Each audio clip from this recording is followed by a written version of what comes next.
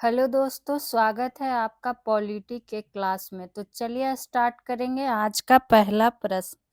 हमारा पहला प्रश्न आ चुका है। क्या है पहला प्रश्न? आपसे पूछा जा रहा है, भारतीय संविधान के अनुसार राज्यों की विधायिका में सम्मिलित है। सही उत्तर का चयन कीजिए। सही स्टेटमेंट चुनना है तो पढ़ना पड़ेगा सारे ऑप्शन को। पहला है, क्या है? विधानसभा एवं क्या? विधान परिषद। ठीक, ये बात हो गई। पूछ रहा है कि राज्यों की विधायिका में सम्मिलित कौन कौन है, यही आपसे पूछा जा रहा है। तो यहाँ दिया है विधानसभा एवं विधान परिषद, तो नहीं। आगे की बात करें और उपयुक्त सेंटेंस हमें देखना है।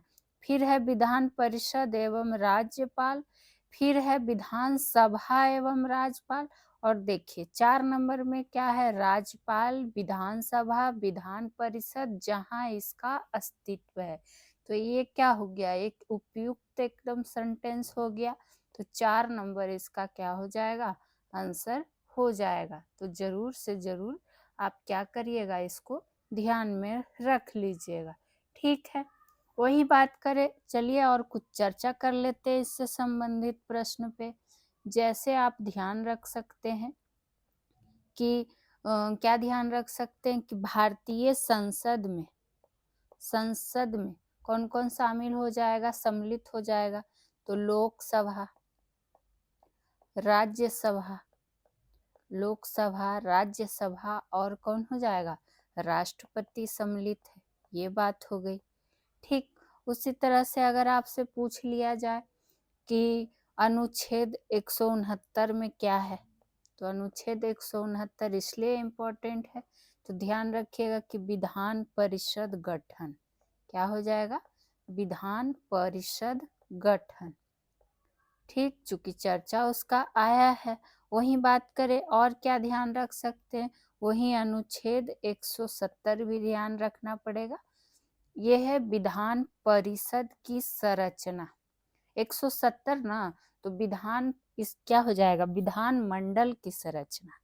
विधान मंडल की संरचना से क्या हो जाएगा? संबंधित हो जाएगा। तो क्या पूछा जा रहा है, जरूर ध्यान रखा करें। वही अनुच्छेद 171 की बात करेंगे तो इसमें किस किस संरचना से संबंधित हो जाएगा? तो ध्यान रखिएगा, इसमें हो जाएगा संरचना विधान परिषद की। विधान परिषद की संरचना। ठीक, तो ध्यान आपको होना चाहिए। और बाकी अनुच्छेद 79 के अंतर्गत ये आपको पता होगा कि क्या क्या हो जाएगा, लोकसभा कितना होगा, राज्यसभा कितना होगा, ये सब तो कई बार पढ़ भी चुके हैं। चलिए अगले प्रश्न को देख लेते हैं, और वीडियो को पूरा जरूर देखा करें। आपसे प्रश्न भी पूछा जाता है। राज्यसभा को अस्थाई सदन कहते हैं, क्यों कहते हैं, ये आपसे पूछा जा रहा है। और सारे काफी महत्वपूर्ण सवाल हैं। कुछ सदस्य प्रति 2 वर्ष में अवकाश ग्रहण करते हैं, ये बोल रहा है। तो ये ऐसा बात नहीं है कि इसके चलते ही क्या किया जाता है, इसको अस्थाई सदन कहा जाता है। सभी सदस्य आजीवन सदस्य होते हैं, ये भी सही नहीं है। सी है, इसे विघटित नहीं किया जा सकता है। तो यही क्या है, सही दिया हुआ है ऑप्शन नंबर सी। बाकी देखिए डी था कि ए बी सी तीनों, तो हमें पता चल गया कि इसका आंसर क्यों हुआ सी। ठीक, वहीं आपको ध्यान होना चाहिए कि क्या ध्यान होना चाहिए कि इसका 1/3 सदस्य, किसका? राज्यसभा की बात हो रही है। इसका 1/3 सदस्य क्या है, क्या लिखना है आपको? इसका 1/3 सदस्य लिखिएगा इस तरह से कि प्रत्येक दूसरे वर्ष।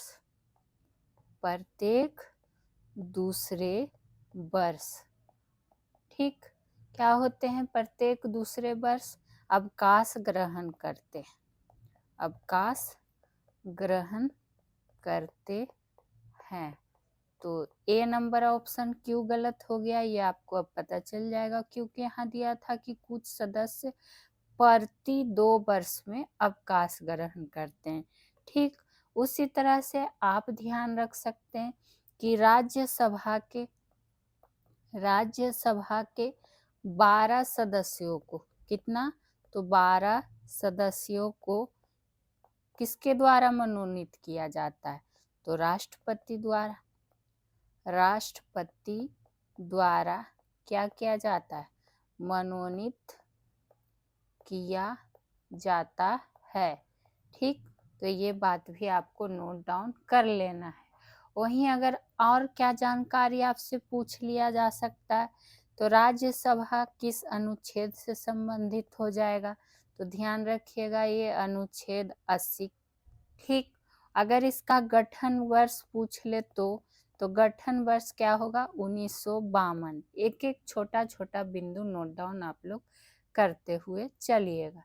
ठीक, तो चलते हैं आगे की ओर कि तीसरा प्रश्न क्या है पॉलिटी का। संविधान में मंत्रिमंडल शब्द एक ही बार प्रयोग हुआ है और यह किस अनुच्छेद में है, ये आपसे पूछा जा रहा है।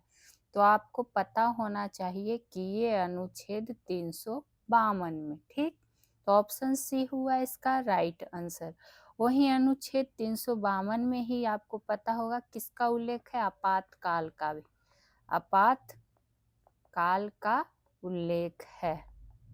तो दोनों पॉइंट आपके लिए इम्पोर्टेंट ही हो जाते हैं। ये बात हो गई। वही किस संविधान संशोधन अधिनियम द्वारा ये अनुच्छेद 352 में मंत्रिमंडल शब्द जोड़ा गया है, तो ध्यान रखिएगा ये 44वां संविधान संशोधन द्वारा मंत्रिमंडल शब्द क्या किया गया है, जोड़ा गया है। तो दोनों चीजें आपको ध्यान रखना चाहिए। वही मंत्रिमंडल की बात आई है, तो मंत्रिमंडल की अध्यक्षता कौन करते हैं, ये पूछ सकता है। तो मंत्रिमंडल की अध्यक्षता कौन करते हैं, ये प्रधानमंत्री करते हैं। कौन करते हैं, तो प्रधानमंत्री करते हैं। ये बात हो गई। वहीं आपको पता होना चाहिए कि जो मंत्रिमंडल है, मंत्रिमंडल वो क्या होते हैं, नीति निर्धारण होते हैं। ऐसे प्रश्न आपको स्टेटमेंट के रूप में काफी मिल सकते हैं, नीति निर्धारण होते हैं। ठीक, या फिर इस तरह से भी आप लिख सकते हैं कि जो मंत्रिमंडल है वो क्या, मंत्रिमंडल सचिव की बात करें तो सबसे बड़ा प्रशासनिक अधिकारी होते हैं। सबसे बड़ा क्या होते हैं, प्रशासनिक अधिकारी होते हैं। ये बिंदु जो भी आपको बताया जा रहा है, यकीन मानिए एग्जाम के लिए काफ़ी महत्वपूर्ण है। तो जो भी खास करके बिहार शिक्षक भर्ती की तैयारी में लगे हुए हैं, वो इस वीडियो को पूरा जरूर देखा करें और आंसर भी दिया करें जो आपसे पूछा जाता है। 4 नंबर पे चलिए चर्चा कर लेते हैं। संविधान सभा का पहला सत्र प्रारंभ हुआ था। कब प्रारंभ हुआ था, ये आपसे पूछा जा रहा है। ये हुआ था 9 दिसंबर 1946 को। ठीक है, और इसी सत्र में अस्थाई अध्यक्ष, कौन सा अध्यक्ष, तो अस्थाई अध्यक्ष किनको चुना गया था, तो ध्यान रखिएगा सच्चिदानंद सिन्हा को, सच्चिदानंद सिन्हा जी को चुना गया था। ठीक, फिर वहीं आप ये ध्यान रख सकते हैं कि 11 दिसंबर 1946 को, जो इम्पोर्टेंट डेट है, 11 दिसंबर 1946 को अगर बात करें तो इसमें आप ध्यान रखिएगा BN राव को, किनको, तो BN राव को संवैधानिक सलाहकार क्या किया गया था, इनको नियुक्त किया गया था। तो ये पॉइंट भी आप इसमें क्या करेंगे, ऐड ऑन कर लीजिएगा। आगे की अगर हम इसमें चर्चा करें तो आपको पता होना चाहिए कि संविधान सभा में कुल कितना सत्र चला था, ये पूछ लिया जाता है। तो 11 सत्र, कितना, 11 सत्र चला था। ठीक, चलिए आगे की अब बात कर लिया जाए, जो कि होगा कैमा नंबर, 5वां नंबर प्रश्न। राष्ट्रीय मानवाधिकार आयोग के अध्यक्ष का कार्यकाल कितने वर्षों का होता है? ध्यान रखिएगा, ये 3 वर्षों का होता है। कितना? तो 3। ठीक, वहीं आपको ये पता होना चाहिए कि राष्ट्रीय मानवाधिकार आयोग की स्थापना वर्ष भी पूछ ली जाती है, तो ये हो जाएगा 12 अक्टूबर 1993। ठीक, ये बात हो गई, तो ये भी आप ध्यान रख सकते हैं। 3 वर्ष तो कार्यकाल हो गया। अगर 3 वर्ष अथवा 70 वर्ष, 70 वर्ष की आयु तक इस पद पर रहते हैं। ठीक, तो ये आयु भी आपको क्या करना है, ध्यान में रख लेना है। वहीं अगर बात करें, एक पॉइंट यहाँ पर आप ये ऐड कर सकते हैं कि क्या ऐड करिएगा कि राष्ट्रीय मानवाधिकार, राष्ट्रीय मानवाधिकार आयोग के अध्यक्ष की अगर हम बात करें तो ये उच्चतम न्यायालय के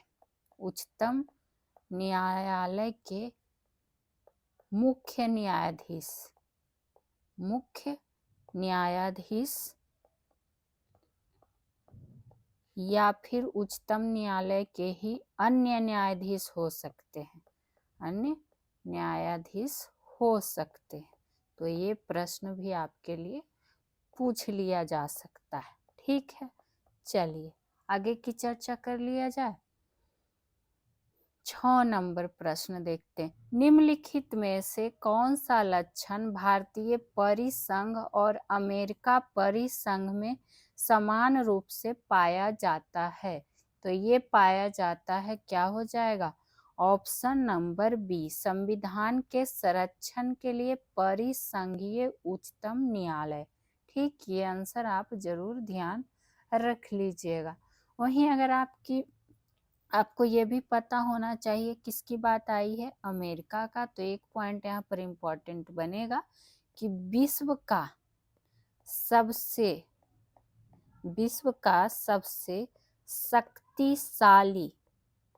शक्तिशाली अगर पूछे, क्या पूछे कि उच्चतम न्यायालय किसका माना जाता है, तो ये अमेरिका का माना जाता है। ये ध्यान रख लीजिएगा। ठीक है, पूछ सकता है। वहीं और क्या ध्यान रख सकते हैं, चूंकि भारतीय संविधान में जो है उच्चतम न्यायालय, इस तरह से लिखिएगा, उच्चतम न्यायालय, और क्या कहता है, उनकी शक्ति और अधिकार, इस तरह से लिख लीजिएगा। देखिए बेटर रहेगा, क्या बेटर रहेगा कि उच्चतम न्यायालय के शक्ति और अधिकार कहाँ से लिया गया है भारतीय संविधान में, तो ये भी आपको अमेरिका से लिया गया है। ठीक, चलिए आगे की बात कर ले कि अगला प्रश्न आपसे क्या पूछा जा रहा है। 7 नंबर प्रश्न आ चुका है। आकस्मिकता निधि, कौन निधि, आकस्मिकता निधि को राष्ट्रपति व्यय कर सकता है, ये आपसे पूछा जा रहा है। तो ध्यान रखिएगा, वो संसदीय स्वीकृति से पूर्व कर सकता है। यहाँ बाद भी है, यहाँ पूर्व है, तो ध्यान रखना, पूर्व कर सकता है। ठीक, वही बात जब आई है आकस्मिकता निधि, तो इसका अनुच्छेद भी ध्यान रख लीजिएगा, पूछ लिया जाता है। अनुच्छेद 267 हो जाएगा। ठीक, यही बात हो गई। वहीं अगर बात करें, आकस्मिकता निधि से एक पॉइंट ऐड ऑन कर सकते हैं। क्या ऐड ऑन कर सकते हैं, लिखिएगा कि आकस्मिकता निधि की जब बात आती है, हो सके आपको येलो कलर से नहीं दिखे, रुकिए कलर ही चेंज कर देते हैं।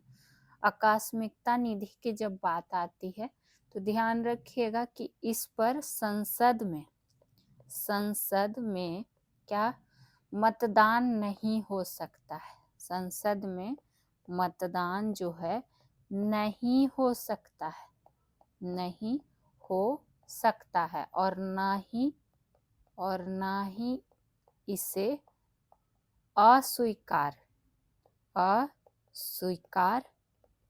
किया जा सकता है। ध्यान दीजिएगा, बहुत ही महत्वपूर्ण बिंदु आपको बताया जा रहा है, तो आप लोग भी नोट डाउन जरूर किया करें। आगे की प्रश्न पे चलिए, अब बढ़ चलते हैं। 8वां नंबर प्रश्न होगा हमारा। ठीक, 8वें नंबर पर जाने से पहले ये आपको चैनल से संबंधित जानकारी लगा दी गई है, तो आप लोग solution by PJ channel subscribe कर लीजिएगा। वीडियो अच्छी लगती है तो लाइक तो अभी के अभी कर दीजिए, प्लस शेयर आप लोग ज़रूर किया कीजिए, अपने दोस्तों के ग्रुप में कर दीजिए, टेलीग्राम व्हाट्सएप हर जगह शेयर कर दिया करें। जो भी बिहार शिक्षक भर्ती की तैयारी करते हैं वो इस चैनल से जुड़ सकते हैं। आप किसी भी प्रतियोगी परीक्षा की तैयारी के लिए जुड़ सकते हैं, जहां आपको जीके जीएस का फुल निचोड़ मिलेगा, बिल्कुल एनसीईआरटी बेस्ड। और आज है पॉलिटी का क्लास, और आपको अगर मैराथन पॉलिटी का देखना है तो वो प्लेलिस्ट आप लोग जाके ज़रूर देखिए। आपको मैराथन क्लासेस भी फुल डिटेल्स के साथ दी गई है। और वीडियो अच्छी लगती है तो लाइक शेयर के साथ साथ एक कमेंट भी कर दिया करें। ठीक है, तो ये चैनल से संबंधित बात हो गई। अब सीधे बढ़ेंगे आज के अगले प्रश्न पर। निम्नलिखित में से कौन सा एक प्रस्ताव भारत में मंत्री परिषद रख सकती है? तो ध्यान रखिएगा, ये विश्वास प्रस्ताव। कौन सा प्रस्ताव?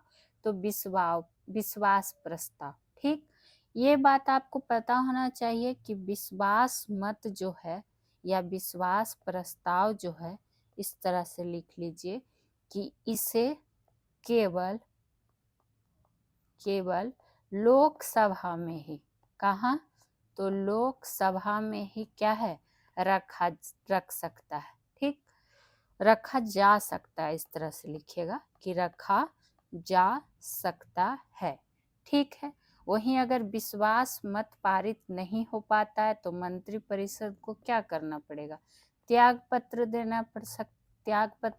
देना ही पड़ेगा। ये बात आप ध्यान रखिएगा।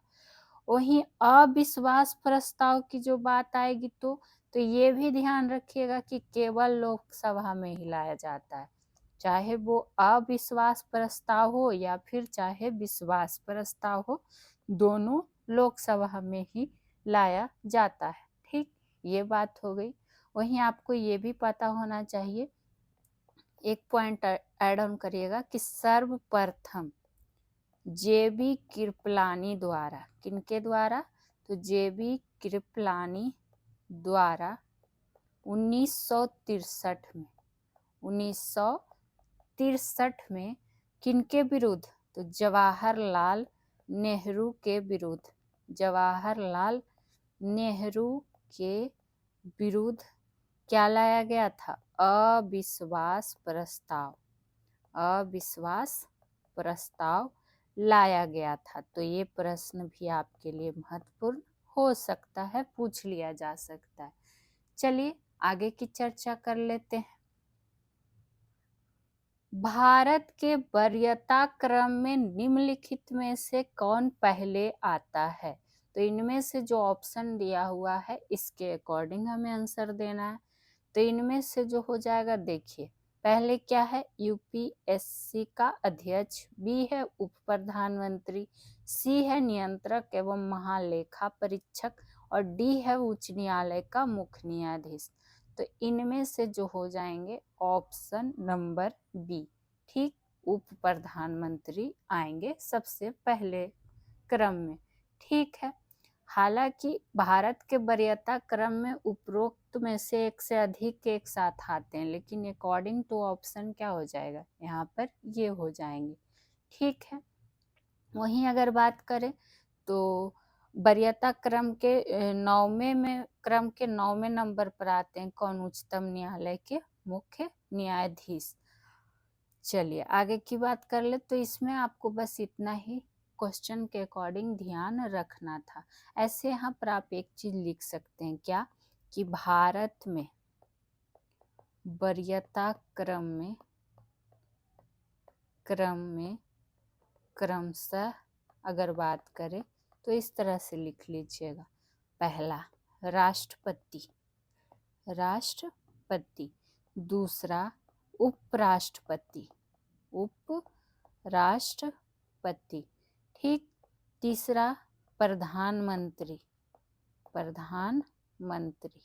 चौथे की बात करें तो अपने अपने राज्यों में कौन हो जाएंगे, राज्यपाल, ठीक। पांचवा की बात करें तो पूर्व राष्ट्रपति, ये क्रम ध्यान रखिएगा, बहुत लोग कंफ्यूज। और इसी में 5 का एक करके ध्यान रखिएगा, उप प्रधानमंत्री।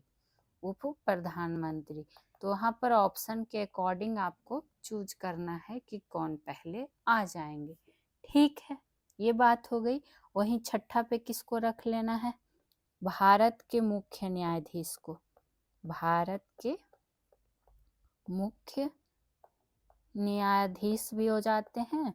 और 6 ही नंबर पे कौन आ जाएंगे, साथ ही मतलब 6 नंबर नहीं, ध्यान रखिए इस तरह का क्रम, और स्पीकर आ जाएंगे। ठीक है, ये क्रम में। बाकी 7 में हो जाते हैं संघ के कैबिनेट मंत्री, अपने अपने राज्यों के मुख्यमंत्री। तो उतना आपको लिखना नहीं है, ठीक। जो जरूरी था वो आपको बता ही दिया गया। 10 नंबर पे चलिए चर्चा कर लेते हैं। भारत के किसी राज्य की विधानसभा में अधिकतम कितने सदस्य हो सकते हैं, ध्यान रखिएगा, अधिकतम पूछ रहा है। तो विधानसभा में अधिकतम 500, कितना, तो 500 सदस्य हो सकते हैं। ठीक है, और अभी हम लोग क्या जाने थे कि विधानसभा की संरचना का उल्लेख किस अनुच्छेद में आपको मिलेगा देखने को, तो अनुच्छेद 170 में मिलेगा। ठीक, ये बात हो गई। वहीं बात करें तो विधानसभा का कार्यकाल कितने वर्ष का होता है, तो ध्यान रखिएगा ये भी 5 वर्ष का होता है। कितने वर्ष का होता है, तो 5 वर्ष का हो सकता है। हाँ, अब यहाँ पर इस तरह से लिखिए कि प्रत्येक राज्य की विधानसभा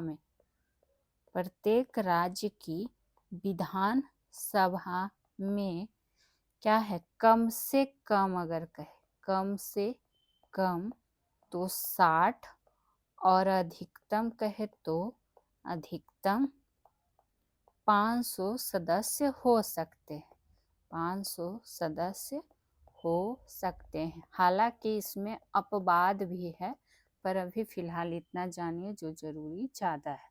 ठीक, तो ये बात आपको क्या कर लेना है, नोट डाउन कर लेना है। चलिए आगे की प्रश्न को देख लिया जाए। राज्यपाल को पद की गोपनीयता की शपथ कौन दिलाता है, तो ध्यान रखिएगा ये कौन दिलाते हैं, राज्य के उच्च न्यायालय के मुख्य न्यायाधीश। तो ये हुआ पहला पॉइंट। वहीं अगर आपसे पूछ लिया जाए कि राज्यपाल का शपथ ग्रहण किस अनुच्छेद में है संबंधित, तो अनुच्छेद हो जाएगा 159। कितना हो जाएगा, अनुच्छेद 159। वहीं अनुच्छेद 155 की बात कर ले तो इसमें क्या है, राज्यपाल की नियुक्ति किसके द्वारा की जाती है, तो राष्ट्रपति द्वारा। इसका वर्णन आपको मिलेगा, राष्ट्रपति द्वारा की जाती है। एक बार आप लोग पूरा वीडियो देखिए, सुनिए, लिखते चलिए, यकीन मानिए आपके लिए काफ़ी हेल्पफुल रहने वाला है। और बिल्कुल आपको पेड बैच जैसा पढ़ाया जाता है, एक भी प्रश्न आपका ना छूटे। यानी कि एक प्रश्न से आप खुद देखो कितना डिटेलिंग आपके लिए कर दिया जाता है। तो ये सब क्या करेंगे आप लोग ध्यान रख लीजिएगा, ठीक है। और आपसे रिक्वेस्ट यही रहता है कि कमेंट ज़रूर किया करें, एक कमेंट आपके लिए हमारे लिए आपका एक कमेंट काफी मायने रखता है। 12 नंबर पे चले। निम्नलिखित में से कौन सही है? सही है आपसे पूछा जा रहा है कि संघ लोक सेवा आयोग एक कैसा संगठन है, ये आपसे पूछा जा रहा है। और ऐसे प्रश्न काफी महत्वपूर्ण होते हैं। ऑप्शन ए है वैधानिक संगठन है, बी है संवैधानिक संगठन है, सी है नियामक संगठन है, या डी है संसदीय अध्यादेश से स्थापित है। तो ध्यान दीजिएगा, ये है संवैधानिक संगठन। ठीक, ये बात हो गई। वहीं आपको पता होना चाहिए कि संघ लोक सेवा आयोग की जो बात आई है, इसकी स्थापना की अगर बात करें, पूछ लिया जाता है कि किसकी सिफारिश पर की गई थी। तो कौन सी आयोग की? तो ली आयोग। कौन आयोग? तो ली आयोग के सिफारिश पर किया गया था। सिफारिश पर किया गया था। नाम जरूर ध्यान रखिएगा, ली आयोग। ठीक, ये बात हो गई। स्थापना वर्ष क्या था? ये तो किस आयोग की सिफारिश की बात हुई, तो ध्यान रखिएगा 1 अक्टूबर 1926 को। कब? तो 1 अक्टूबर 1926 को। अगर बात करें संघ लोक सेवा आयोग की, यानी कि सिंपल सा यूनियन पब्लिक सर्विस कमीशन की बात हो रही है, यूपीएससी की, तो ध्यान रखिएगा कि इस अध्यक्ष एवं यूपीएससी के अध्यक्ष एवं सदस्यों की जो नियुक्ति होती है, सदस्यों की नियुक्ति की अगर हम बात करें तो ये किनके द्वारा की जाती है, ये आपको पता होना चाहिए। ठीक है, तो ध्यान रखिएगा, ये राष्ट्रपति द्वारा। किसके द्वारा? तो राष्ट्रपति द्वारा की जाती है। लेकिन अगर यही प्रश्न रहे बीपीएससी के बारे में, तो बीपीएससी के बारे में तो यानी कि राज्य लोक सेवा आयोग के अध्यक्ष एवं सदस्यों की नियुक्ति किनके द्वारा की जाती है, तब क्या हो जाएगा? राज्यपाल द्वारा। तो आपको प्रश्न ध्यान देना है कि पूछा क्या जा रहा है, यह ना कि सब में राष्ट्रपति ही मार दिए या फिर राज्यपाल ही मार के निकल गए। ठीक, वहीं संघ एवं राज्य लोक सेवा आयोग का गठन का प्रावधान किस अनुच्छेद में आपको मिलता है? तो अनुच्छेद 315 से संबंधित हो जाएगा। ये प्रश्न भी कई बार पूछा भी जा चुका है, तो ध्यान रख लीजिएगा। आगे की ओर चलते हैं। निम्नांकित में से किसे भारतीय संविधान सभा का अध्यक्ष निर्वाचित किया गया था? अध्यक्ष पूछा जा रहा है, तो इनमें से जो हो जाएंगे, कौन हो जाएंगे? डॉक्टर राजेंद्र प्रसाद जी को चुना गया था। ठीक, 9 दिसंबर 1946 की बात जब आई थी, तो आपको पता होना चाहिए कि उस टाइम अस्थाई अध्यक्ष किनको चुना गया था? तो वो सच्चिदानंद सिन्हा को, सच्चिदानंद सिन्हा जी को चुना गया था। ये 9 दिसंबर 1946 की बात हो गई। ठीक, अगर वही बात करें, क्या कहता है राजेंद्र प्रसाद जी से, तो ध्यान रखिएगा कि 11 दिसंबर 1946 को दूसरी जो बैठक हुई थी, इनमें क्या चुना गया था? इनको अस्थाई अध्यक्ष। तो कंफ्यूज नहीं होना है, डेट भी ध्यान रखना है और किनको किनको चुना गया था ये भी ध्यान रखना है। वहीं अगर बात करें और इसमें जानकारी की, हालांकि आपको तो संविधान हम पूरा अच्छे से पढ़ा चुके हैं डिटेल में भी, कि और क्या पूछ सकता है कि किस प्रस्ताव में हुआ था संविधान सभा का निर्माण? तो कैबिनेट मिशन। कैबिनेट मिशन की संस्तुति पर, प्रस्ताव पर किसी तरह से प्रश्न आपसे पूछ ही लिया जाता है। ठीक है, चलिए आगे की प्रश्न को देख लिया जाए। निम्नलिखित में से किसने गोलमेज सम्मेलन के दूसरे अधिवेशन में भारतीय राष्ट्रीय कांग्रेस के एकमात्र प्रतिनिधि के रूप में भाग लिया? तो ध्यान रखिएगा, ये कौन थे? महात्मा गांधी जी।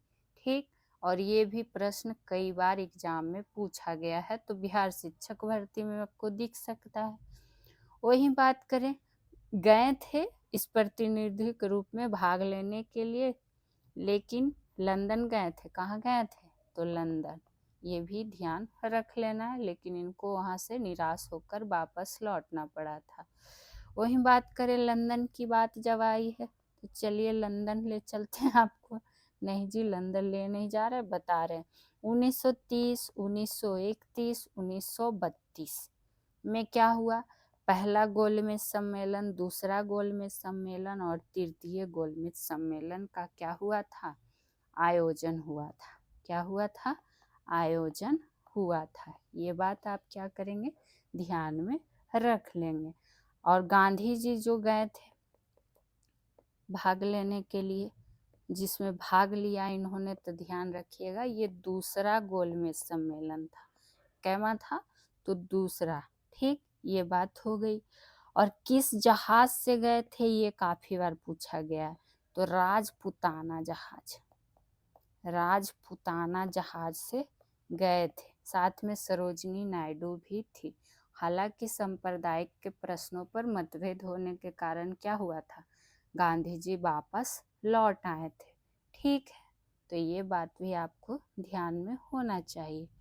चलिए आगे की प्रश्न को देख लिया जाए। क्या है आगे का प्रश्न? एक निर्वाचित संविधान द्वारा भारत के संविधान का निर्माण करने का प्रस्ताव किया गया था।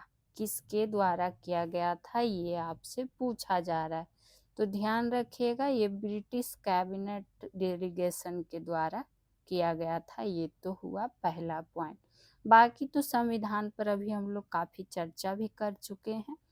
अगर बात रही कैबिनेट की, आई है चर्चा, तो कैबिनेट मिशन दिल्ली कब पहुंचा था ये पूछ लिया जाता है कि कैबिनेट मिशन दिल्ली कब पहुंचा। तो ये डेट ध्यान रखिएगा, एग्जैक्ट 24 मार्च 1946 को। ठीक, ये बात हो गई। और 1946 में ही तो कैबिनेट मिशन द्वारा क्या हुआ था? संविधान सभा का गठन का प्रस्ताव।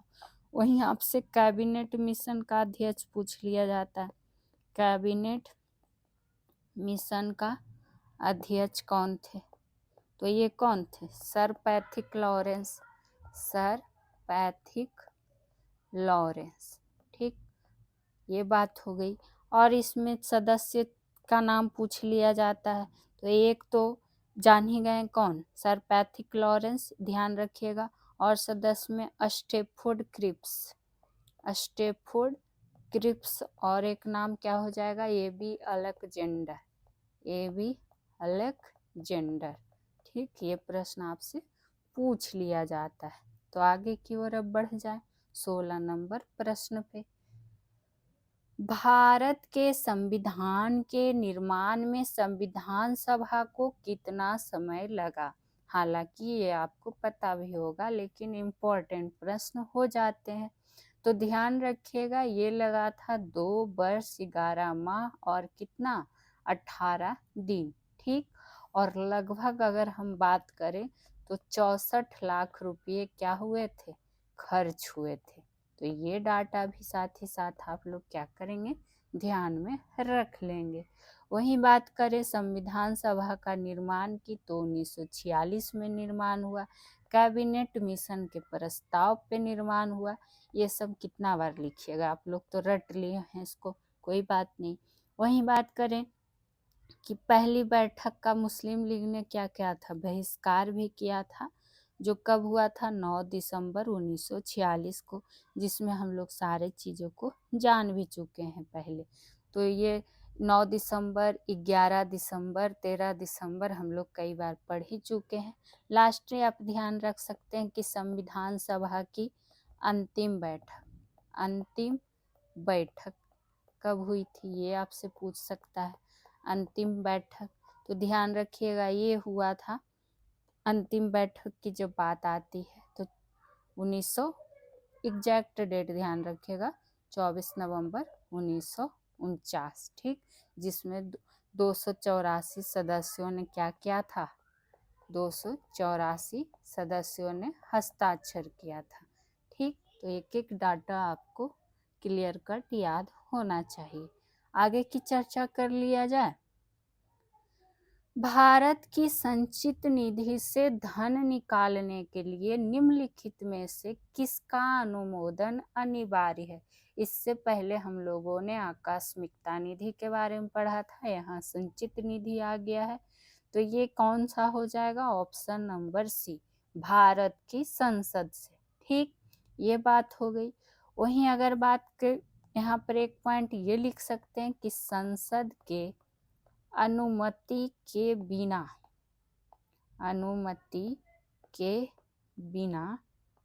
सरकार कोई धन खर्च नहीं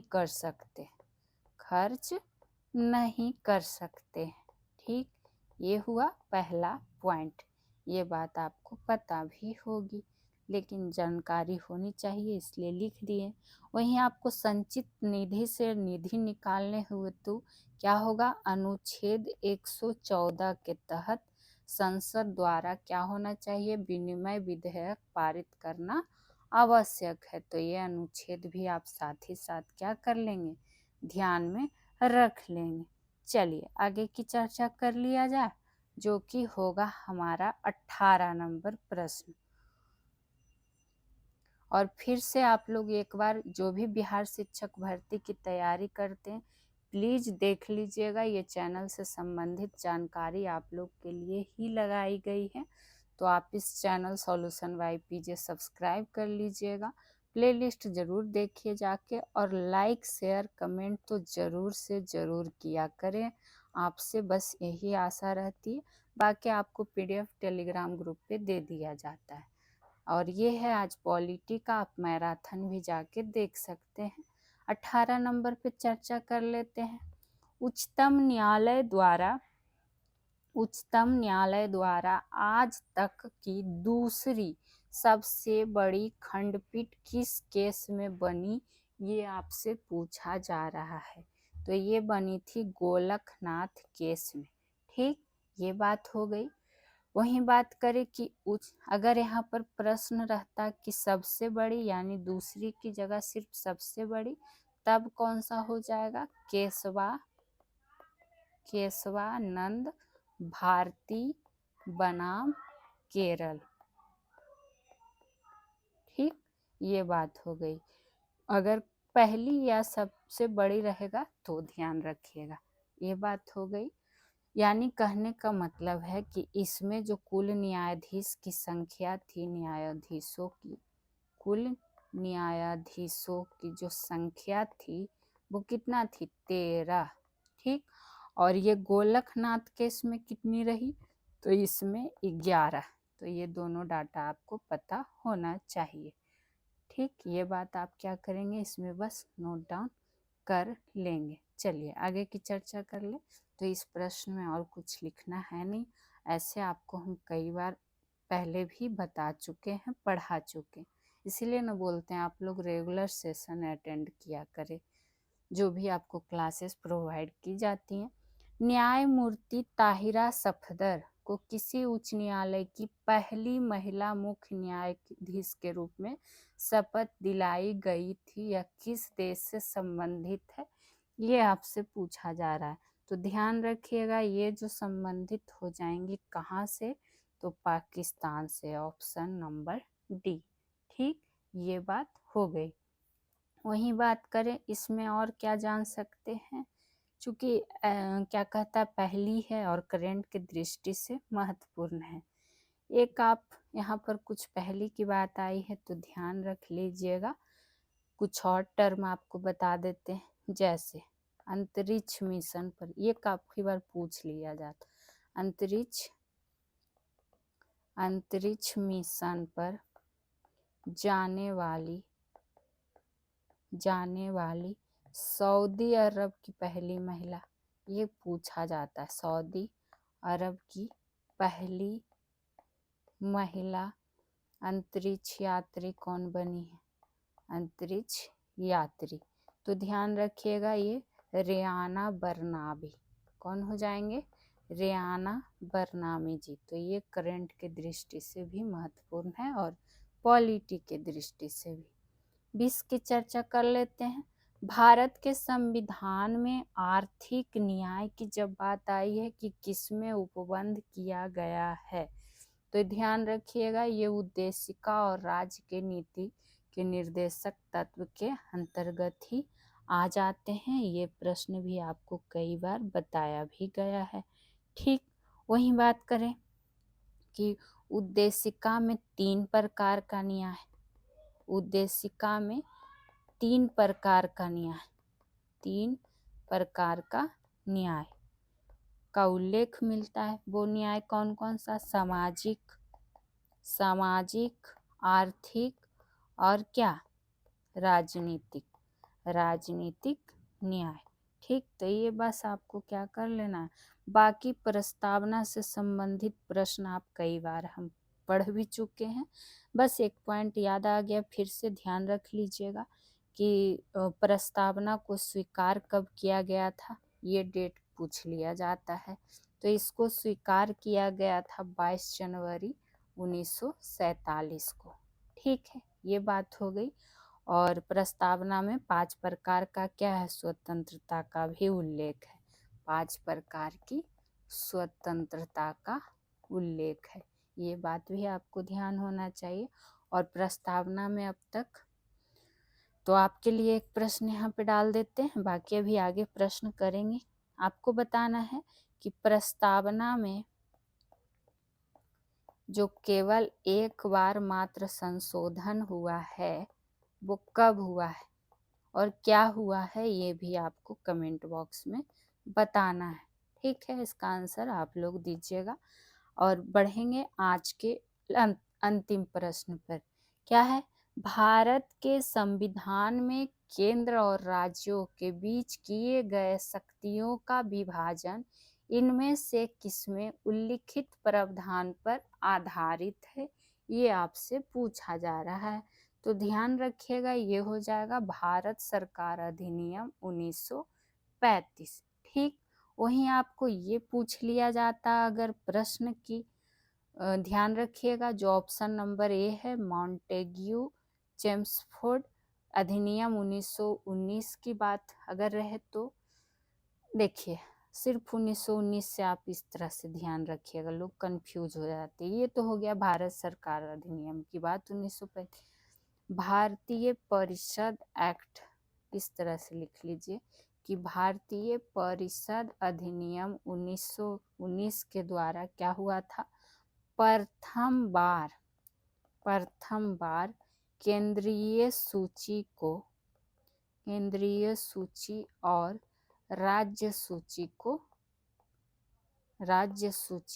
केंद्रीय सूची और राज्य सूची को क्या गया था? जोड़ा गया था।